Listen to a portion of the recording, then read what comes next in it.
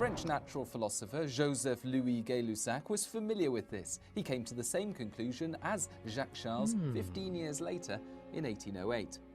Although Charles had not published his findings, Gay-Lussac was honourable enough to credit Charles with Charles' law. And it wouldn't be long before he'd get his own gas law. From his experiments, and building upon the earlier work of others such as Guillaume Amontons, Gay-Lussac discovered that if the mass and volume of a gas are constant, its pressure will increase as its temperature rises. Gay-Lussac's law explains why you should never leave an aerosol can in direct sunlight. As the aerosol heats up, the increased pressure can lead to explosive consequences, since the can is unable to expand like a hot air balloon. Expanding hot air balloons weren't the only way to take to the skies in the early 1800s. Gay-Lussac used a hydrogen-filled balloon in 1804 to test various aspects of the atmosphere. The reason hydrogen balloons rise when released in air is because individual molecules of hydrogen are lighter than the molecules of nitrogen and oxygen found in the atmosphere. And in 1811, Amedeo Avogadro from Turin showed that the volume of gas in a container is directly related to the amount or the number of molecules of that gas. In other words, when we fill up a balloon, we are adding molecules of gas, and the volume of that balloon goes up.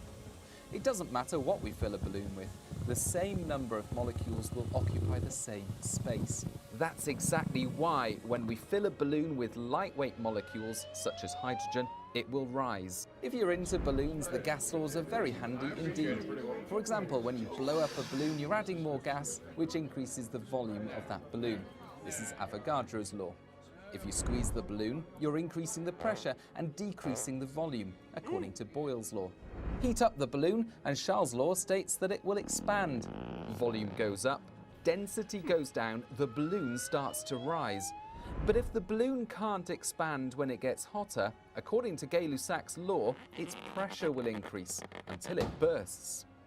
But gas laws are also handy when forecasting the weather.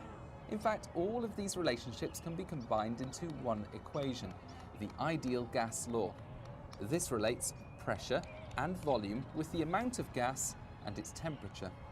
The ideal gas law helps explain how air rises to produce clouds, or how different air masses interact to produce weather fronts.